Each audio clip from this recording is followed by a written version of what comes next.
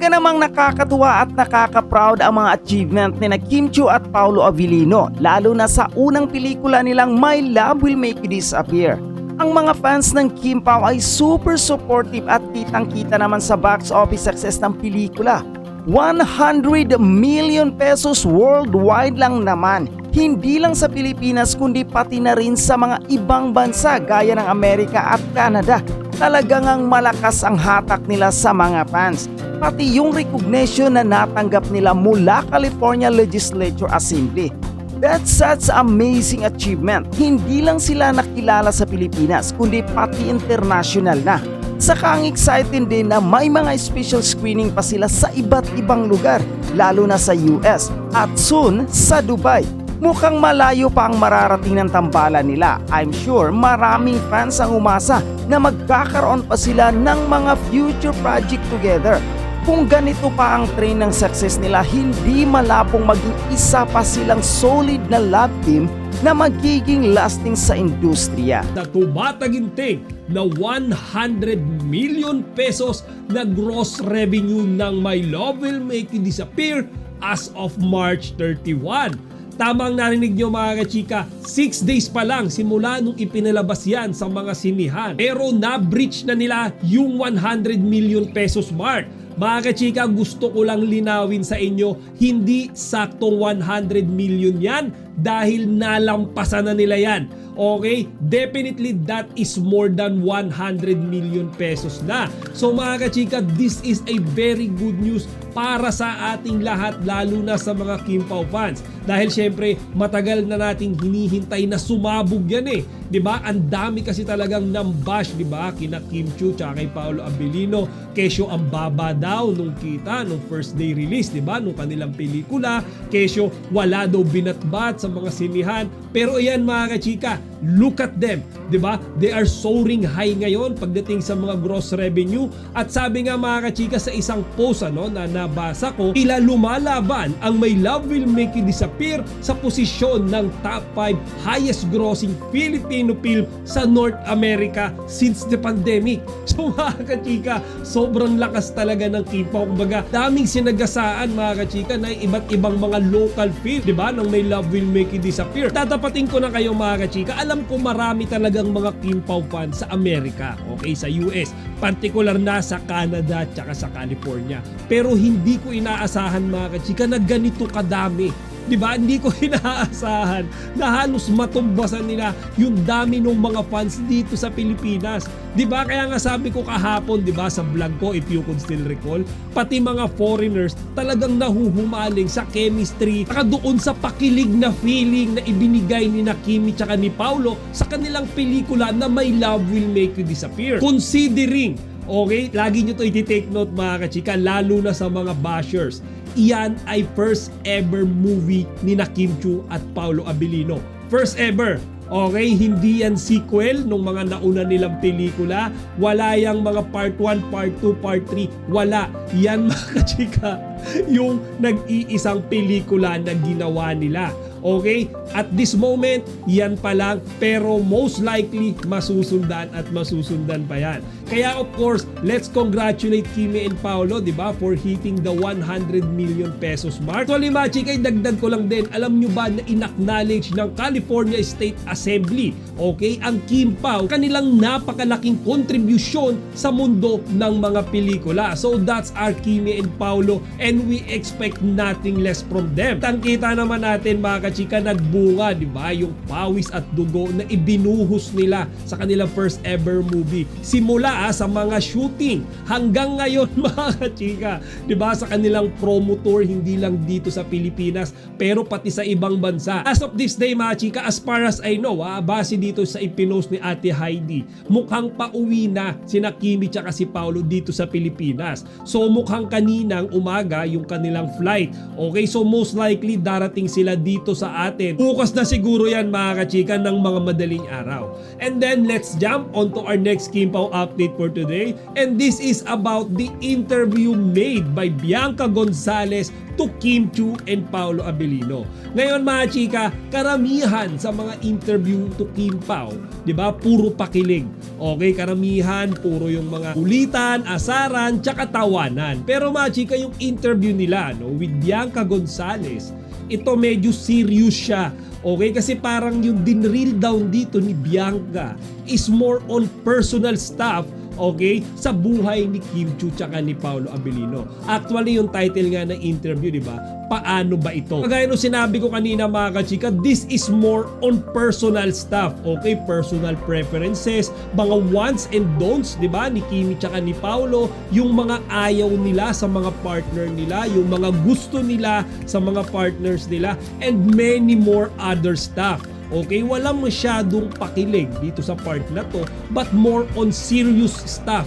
Okay, at yung pinakatinutukan ko dyan mga kachika, yung tanong sa kanila ni Bianca kung saan, what is your deal breaker? Okay, ano yung makikita mo sa partner mo na magiging dahilan para ayawan mo siya?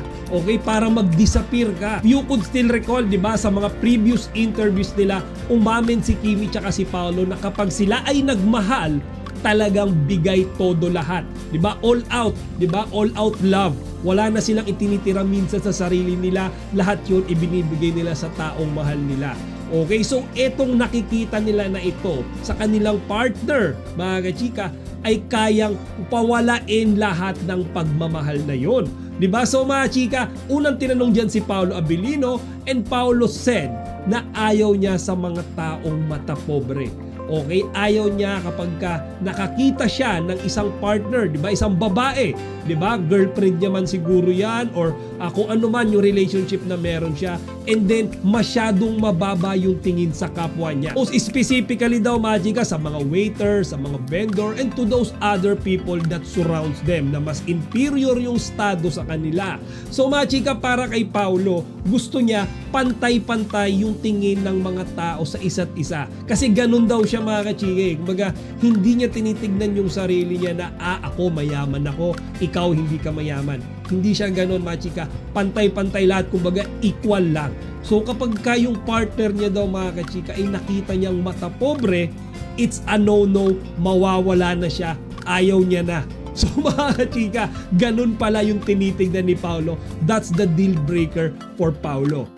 What for you is one relationship deal breaker that kung mangyari yon, it will make you disappear? Ako siguro, kumbaga, na-mention na rin yung date at lahat-lahat. Ayoko nang walang respeto sa tao, sa ibang tao. Like, kunwari, like sabihin mo, yung mga servers sa restaurant, pag bastos makipag-usap, or pag mababa yung tingin sa mga tao. Dahil ako talaga, gusto kong kumakausap at tumitingin sa tao dahil alam kong kapantay ko lahat ng taong kinakausap ko. Hindi dahil for example, mayaman ako, parang dito ka lang. Hindi, dapat, parang yun yung deal breaker for me. Hate na hate ko talaga yung mga bastos na tao na walang respeto sa mga nakakasalamuhan nila sa paligid na nagtatrabaho lang din. Yeah. In short, mata pobre. Hindi ko alam Is yung that a Tagalog deal? term pero Tama no, mata pobre matawag yung din. term for it. Mata pobre ba yung term? That's a deal breaker for you. I didn't think you'd answer that. Pero tama. And we all know, si Kim Chiu hindi siya ganon. Masasabi natin mga kachika, safe na safe ang ating Chinita Princess dyan. 'Di ba si Kimi napaka-humble. Actually yung tingin niya nga sa sarili niya mga kachika, mas mababa pa nga minsan doon sa mga taong nakapaligid sa kanya. 'Di ba kahit napakataas na ni Kimi, tingin niya sa sarili niya mga kachika, siya pa rin yung nasa baba. So nung narinig ko nga, 'di ba yung sagot na yan ni Paolo, nagulat ako na yan pala yung parang pinaka biggest turn off ni Paolo sa isang tao. Yan yung deal breaker niya, 'di ba? Ayaw niya sa taong mata pobre. And then mga kachika, eto naman yung sumunod na sumagot. Syempre, yung ating Chinita Princess. At dito ko pinaka nagulat. Okay? Parang meron siyang pinaringgan mga kachika. Pero uunahan ko na kayo, wala akong sasabihin pangalan. Okay? Hindi ko sasabihin yung pangalan ni Xian Lim na pinariringgan niya. Pero ito mga chika, Para kay Kimi, ang deal breaker para sa kanya, yung makikita niya sa partner niya, okay, na kapag ka nakita niya yon tapos hindi niya magugustuhan at magkukos ng pagkawala niya or magdi-disappear yung love niya sa partner niya. Mga chika, ayaw niya sa taong manloloko. Okay? Ayaw niya sa taong may partner na humahanap pa ng iba. Diba? Para ano yan, mga chika? In short, ayaw niya sa two-timer. Ikaw, Kimi, what is a deal breaker that would make you disappear? Very simple. Kapag may iba siya, di-disappear na talaga ako. Hindi na ako makikipaglaban kasi bakit? Ba't ka naghanap ng iba? Hindi ba ako enough? O sige, kayo na lang. So, mag-disappear na ako for life. Yan. Ang bilis ng sagot mo na yun lang. Yun lang Simple. talaga. Pag naghanap ka ng iba, di ba parang hindi enough yung isa lang. Hanap ka pa ng another. So, kung naghanap ka ng another, ibig sabihin, hindi ka masaya sa akin. So, might as well end this and I'm just gonna disappear and you continue your life. I'll Daming hindi continue. nakailag na nanonood at nakikinig. Sabi nga ni Kimi, mga chika, di ba, kapag ka nakita niya yung partner niya, di ba, or yung mahal niya na may tinignan pang iba or may nagustuhan pang iba, aalis na daw siya. Magdi-disappear na daw siya, and then ahayaan niya daw yung partner niya na mag-go on sa buhay niya basta siya aalis na siya. Di ba? Wala naman sinabing pangalan yan si Kimi. Wala siyang sinabing pinatatamaan. Actually, si Bianca Gonzalez nga yung nagsasalita dyan na tamaan na daw siguro yung mga lalaking ganyan. Siguro, baka si Xian Lim tinatamaan dyan. Pero yun, mga chika, yung deal breaker kay Kimi. Okay? Ang maganda lang dyan, Paolo is not a two-timer. Okay? Kaya siguro, di ba mga chika, naging maganda yung chemistry nila from the start. Kasi mga chika, yung mga ayaw ni Paolo, wala lahat kay Kimi. While yung mga ayaw naman ni Kimi, wala lahat kay Paolo. So mga chika, kaya nga siguro sila ang nagkatuluyan ngayon, di ba? Dami kasi mga nagsasabi, di ba? Common misconception ng lahat. Basta artista, ang tinitignan lang ng mga yan, itsura ng partners nila. Diba? Basta artista, ang titignan lang yan, yung mayaman. Gusto nila yung may kaya, may kapangyarihan. Pero mga chika, iba si Kimi tsaka si Paolo. Diba? Wala silang sinabi na magdi-disappear siya kapag walang pera yung partner niya. Or magdi-disappear siya dahil yung partner niya hindi kagandahan or hindi kagwapuan. Hindi mga chika, may mga specific traits and personality silang kinaayawan. And it's good to know wala yun ni isa sa kanilang dalawa. Kaya nga mga chika, they are the perfect fit for each other. So mga chika, nakakatuwa yung interview na yan. Actually, isa yan sa mga interview to Kim Pao na talagang nagustuhan ko. Okay, hindi siya masyadong pakilig, hindi siya masyadong tawanan kulitan. Medyo seryoso yung mga tanungan, pero may laman. Okay, may laman kayong mapupulot mga chika. And mas makikilala natin deeper si Kimi tsaka si Paolo. Git doon sa nakikita natin sa kanila kapag sila ay nasa harap ng camera. To be honest mga chika, even Bianca Gonzalez, sinabi niya dyan na nagulat siya sa mga narinig niyang sagot from Kim Pao. So that's it for our Kim Pao update today mga chika. Again, let's continue to support My Love Will Make Disappear. Ilalaban natin yan mga kachika na mas tumaas pa ang kanilang gross revenue sa mga darating na araw. Sa tingin ko, ang balitang ito ay nagpapakita ng isang magandang pagkakataon para kay Kim Chiu at Paolo Abilino. Talaga namang impressive ang performance ng kanilang unang pelikula na My Love Will Make You Disappear. Kung titingnan natin, hindi lang sa Pilipinas sila nagtagumpay kundi pati na rin sa international market na isang malaking achievement. Ang pagkakaroon ng worldwide box office success ay patunay na malakas talaga ang appeal nila bilang tambalan. Bukod sa success sa takilya, ang pagkakaroon nila ng mga special screening sa mga lugar tulad ng Los Angeles at Dubai, pati na rin ang pagtanggap nila ng Certificate of Recognition mula sa California ay talagang nagpapakita ng respeto at pagkilala sa kanilang contribution sa sining. Ito rin ay magandang simbolo ng pagpapalaganap ng Asia's Excellence, kung saan makikita natin na ang mga Filipino talent ay kinilala at binibigyan ng halaga sa international stage. Sa mga fans naman ng Kim Pao, this is such an excitement moment dahil hindi lang sila nabigyan ng magandang pelikula, kundi may mga special event din na kanilang nasusuportahan. Ang pagkakaroon ng follow-up project para sa kanila ay tiyak na isang bagay na hinahanap-hanap ng mga fans at mukhang may magandang future pa ang tambalan nila. Kung magtuloy-tuloy ang success nila, baka magkakarangalan pa sila sa mga susunod na taon. Sa kabuuan, masasabi ko na ang tambalan ni Kim at Paulo ay may solidong foundation at malaki ang potensyal nilang maging isa sa mga pinaka-popular na love team sa kanilang henerasyon. Ang kanilang chemistry at dedikasyon sa craft ay tiyak na maghatid pa sa kanila ng mas maraming tagumpay. Ang balitang ito ay talagang exciting at may ilang bagay pa akong gustong idagdag na pwedeng magbigay ng mas malalim na pananaw sa tagumpay ng tambalan ni Kim Chiu at Paulo Abilino. Bukod sa box office success at mga international screenings, may ilang aspeto na pwedeng mas mapansin. Una, pagtangkilik ng mga OFW at Filipino community sa abroad.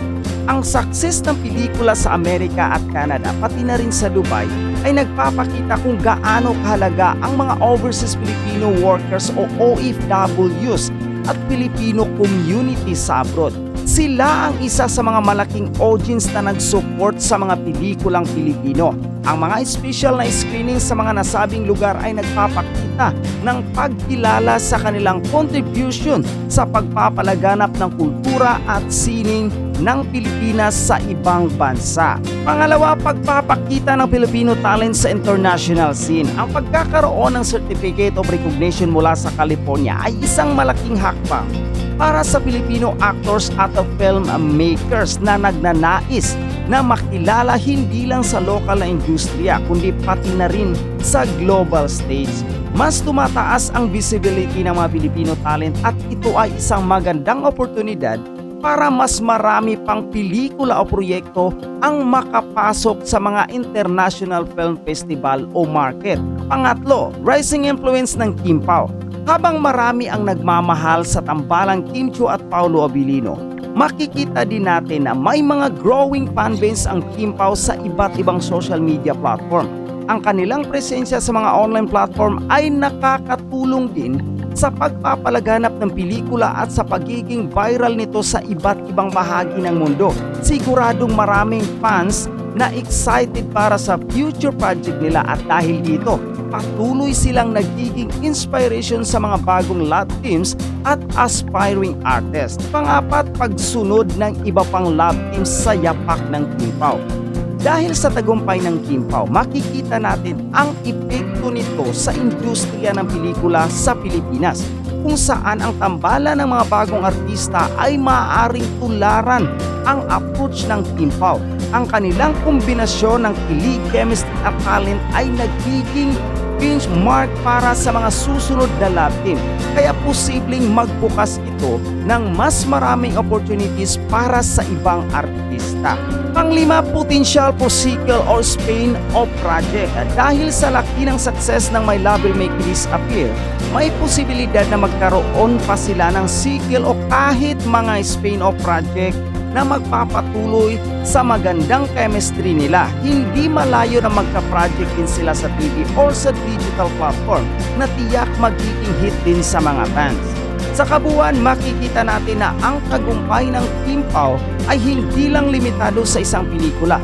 Ito ay nagsisilbing simula pa lang ng mas maraming achievement at oportunidad para sa kanila at para sa mga Filipino talent. Kaya asahan na ang mas maraming exciting news tungkol sa tambalan nila.